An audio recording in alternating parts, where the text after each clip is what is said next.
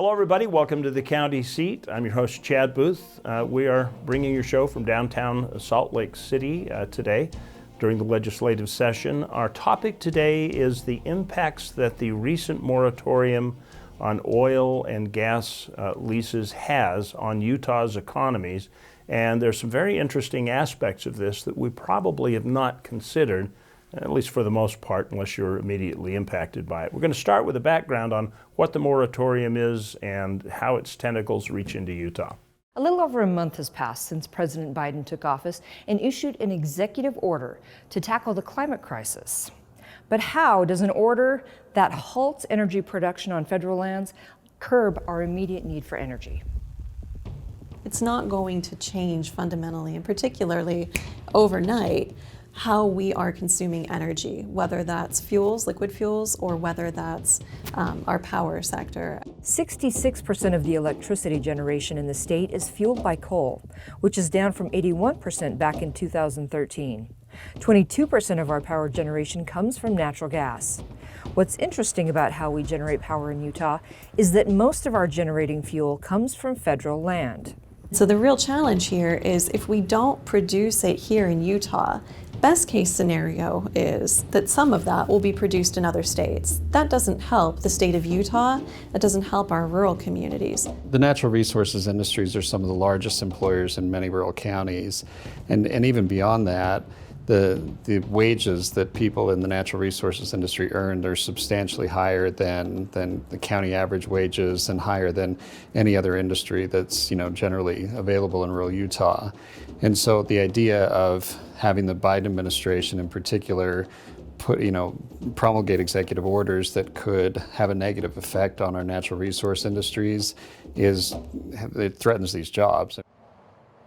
Everybody focuses on the business, but there's families behind every business. I've also worked in oil and gas, so not only am I in real estate, but I understand the oil and gas industry. I understand the people that are going through this.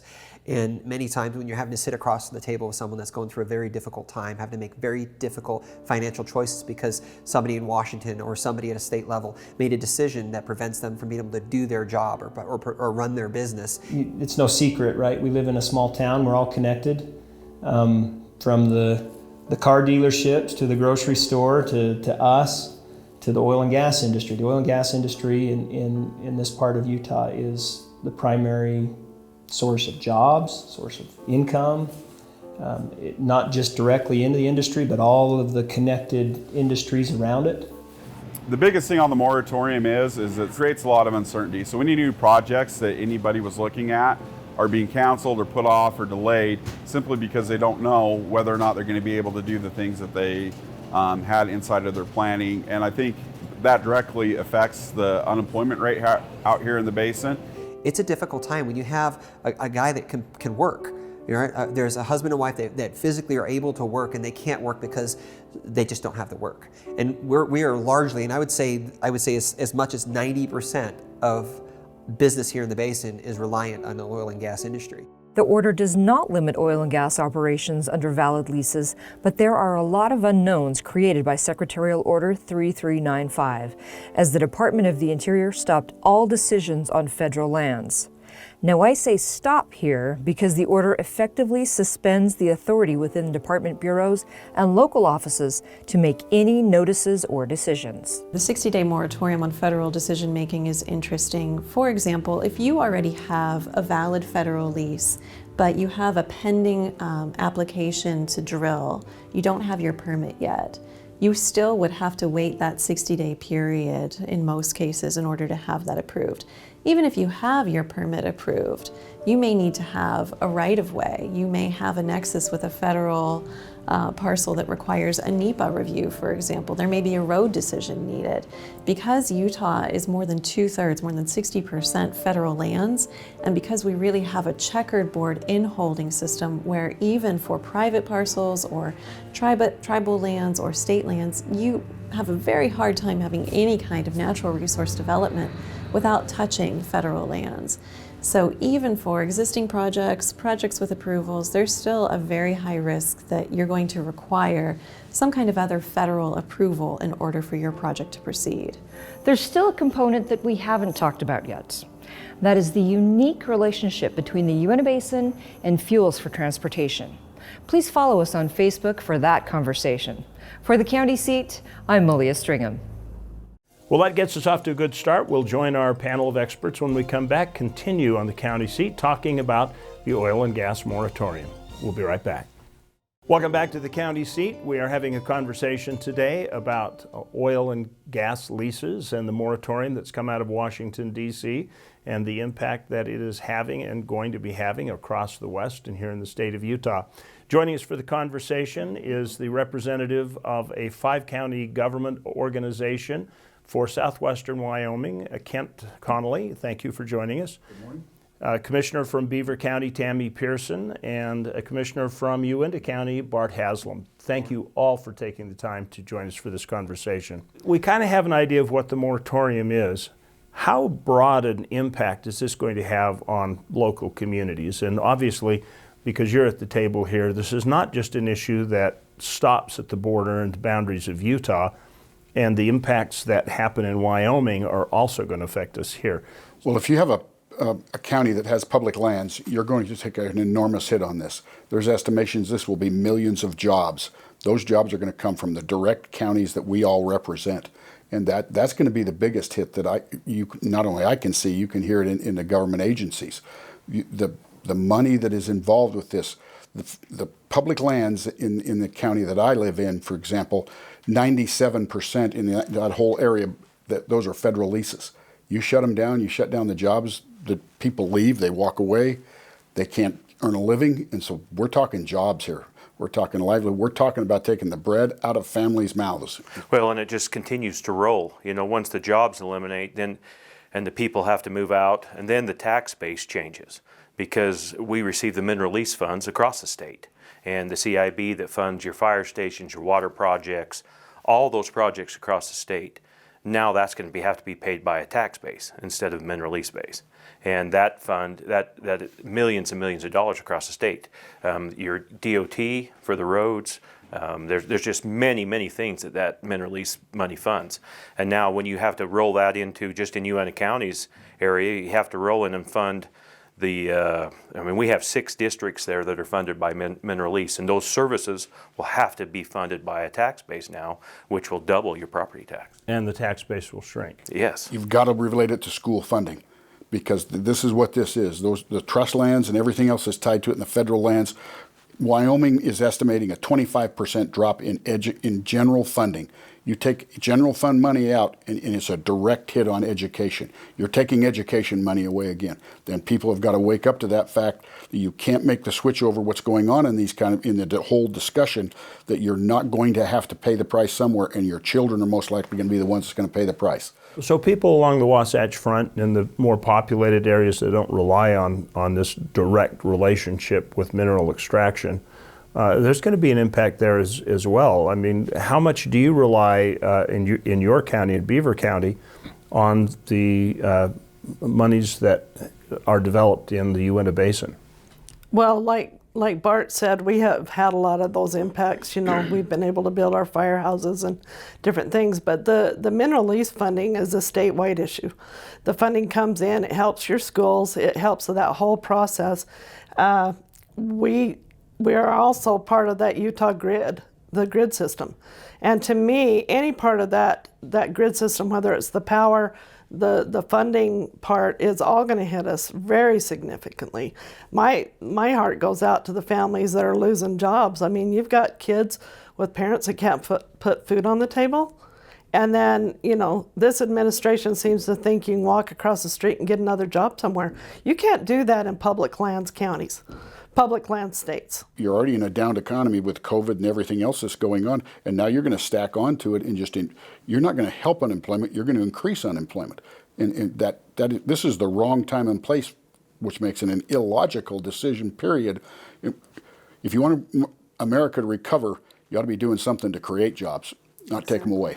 There's also a pipeline part of this paradigm that probably should be explored, because as I understand it, a great deal of the comforts and power that we rely on the Wasatch Front and the affordability of those resources are coming not from some distant land in a tanker truck or a pipeline.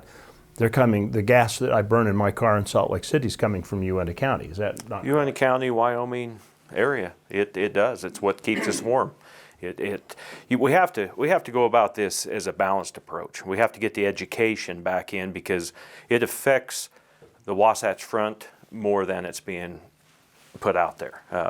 And some way we need to get this education put out there that how much it does affect the whole state, if not the whole country.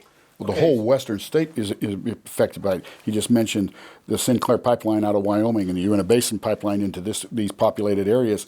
That's where it comes from. It's refined and sent down here to North Salt Lake, right from where we're sitting down through here.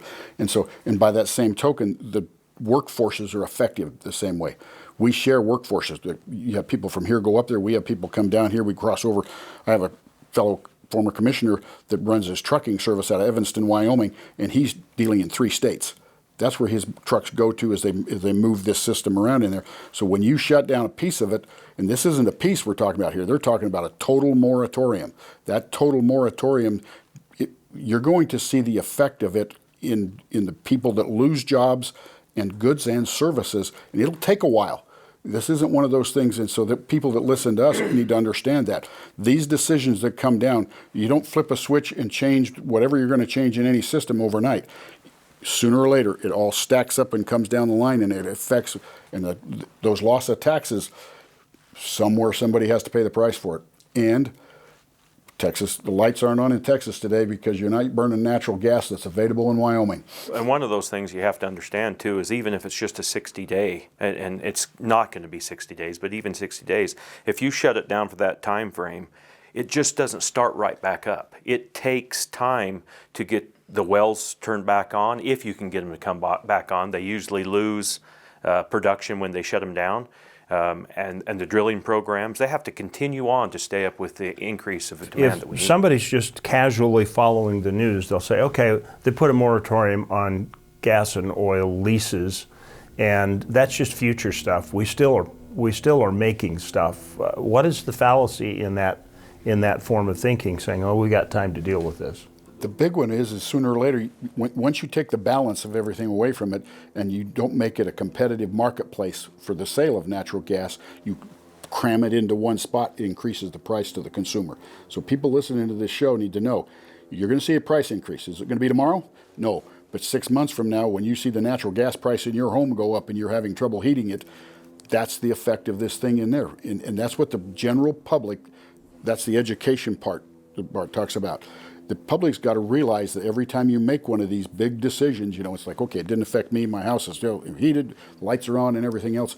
Well, what are you going to pay to make that happen? And I think the problem is there's that disconnect of, and it is a ripple effect, but it's more of a crescendo, because here's your stop gap, and then it's just incrementally. And it isn't until maybe 6 months or a year down the road that these big prices are going to hit the consumer, but they're not going to connect that to this 60-day moratorium. So what you're saying is the frog got thrown in the cold pot of water and the flames have now been applied, if you can get the natural gas to run the stove. Yeah, and it's just real important to understand that these companies put these drilling programs so they can stay up with their contracts that they have. They have a certain amount that they have to deliver. And yeah, if they have to stop drilling for 60 days, their drilling program falls behind, because these wells, once you drill a well, it doesn't just sit there and pump out forever, it declines. And so you have to have another well in process to pick up the decline of the old well. And they shut that down, as these wells decline off and our supply goes down, the demand goes up, the prices will hit us. The simplest comparison, most recent memory comparison, is you look what happened to the consumer products during the COVID shutdown. That was cold turkey shutdown, right? And then all of a sudden, we're out of toilet paper, we're out of this, services are not being delivered. And some businesses, skyrocketed, and they did well. There was other businesses like, our little restaurants and those in-room dining areas, things like that, just shut them right down. This is going to be almost identical kind of a ripple effect, I think. So this is a good place to take a break. I'd like to shift our conversation to what we do about it and how we can, at a local level, interact to try and combat some of the negative effects. We'll be right back with our conversation here on the County Seat. Welcome back to the County Seat. We're talking today about the moratorium on oil and gas that has swept across the country. We've kind of laid out what kind of impacts you should be expecting to see and how big of a problem this really is. But what do we do about it? What's the better course? What are some of the solutions? How do we locally take this on, and what's a better way to do this? Always believe that in a local issue that has a broad spectrum, you've got to get together. You've got to be able to speak as a group. And so the western states that are affected in these public land shutdown and stuff, we've got to speak with one voice. My governor is out trying to figure out what's the cost to each county, each department, and everything else like that. All the states in the area that are affected by this need to be speaking as one voice. We've got to get it across to Washington, D.C. You can't do this. You can't do this to us and take away not only lifestyle, jobs, economy, and everything else. And you got to come across as a voice. Your Western Governors Conference, I think, ought to be addressing this kind of stuff. Those are the political situations that need to say, wait a minute, enough is enough. You've got to, you can't do this to us because this is the effects on the United States economy. And so we're putting together a summit we're trying to put together in March in Vernal and try to pull the western states in, get Wyoming, Colorado, Utah, Nevada, Montana, maybe North and South Dakota to come down and see if we can't do this. We met with the Governor's Office of Energy yesterday, and they're putting some letters together. We're looking at putting together some lawsuits, doing different things that we can do. Inside the counties, we can do resolutions and things to help us, but they're just really letters. They're warnings and try to get the support of the people. Behind this issue of saying, well, we just can't have this dirty way of producing energy anymore, is there more we can do to clean up? Is there still a margin that we can use these resources and have a better result? I mean, it looks like we've done it so far. Tier 3 fuels. I lived in this valley in 1968. A lot more people here, and the air's a lot better than it was back in '68. You have to understand what mining has done the same thing. I'm familiar with oil and gas, so I'm going to speak this way, but the industry has done that on their own. If you look what was going on in the 80s, the way we were drilling, we were making pads every 4 pads per section, or more, or 6. And now, I mean, they're getting so efficient and so clean in the way that they do things that they're actually putting themselves out of jobs because we're drilling wells on pads. We're drilling out 2 miles in every direction. Everything's cleaner. We're doing carbon capturing, CO2 capturing. We're doing those things. The private industry, if they will turn it over and let us do that and not regulate us to death, we can make a difference. So if we can do horizontal drilling, why don't we just set up the pads on state institutional trust lands and take a left-hand turn and go pull it out from under the federal land? That's where it'll get their attention. Well, and the regulations will bog you down with that one, on what the rules are and how they do them. And so that is one of the key things. You've got to be, if you want to be more environmentally friendly, you've got to be more rule friendly. You've got to be able to handle it. CO2 recapture, incentivize that. Incentivize how you do it. Instead of a credit for green, give a credit for carbon saving. If you really want to clean up the air, turn industry loose and let them make money off of being able to do it. Everybody thinks that we've done all we can do with fuels and it's as clean as it can get. Is there more space? Is there Absolutely. more bandwidth there?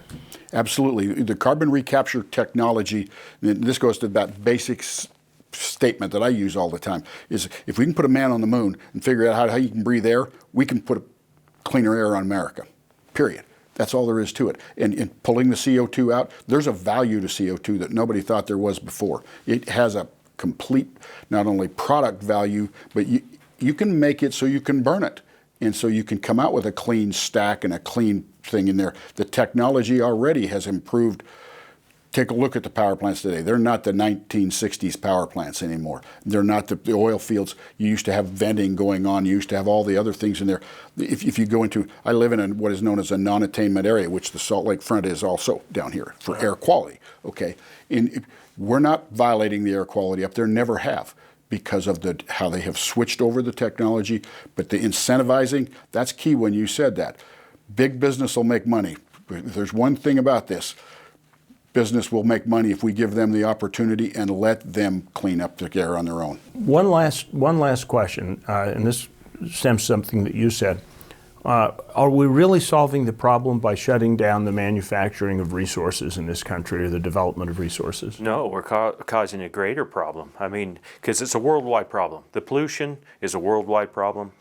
All we're doing is outsourcing it to other countries that don't have the regulations. Why wouldn't we want to do it here, where we can regulate and keep track of what our carbon footprint is? It's easy to ignore that impact and that detail when your focus is somewhere else. It isn't a focus on keeping American jobs and keeping us sustainable.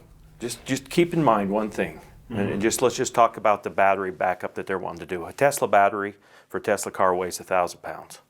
You know how much ore it takes to make that battery? 500,000 pounds to make one battery. That's mined in a third world country somewhere. That's for one. Wow. Lasts for 7 years. There you go. There's a good final thought. Listen, there's so much more to this conversation. I wish we could continue it. We're out of time. We want to thank you. I hope this provokes some thought with you, and that you will take this, share this conversation with people and get engaged in the conversation. It's not an easy one to have, but regardless of where you stand on it, I hope this provokes some thought on really looking at this practically and how we can find a solution. Share this with your friends. Join us on social media. Engage in a conversation with us. We would enjoy that very much. And we'll look for you next week on The County Seat.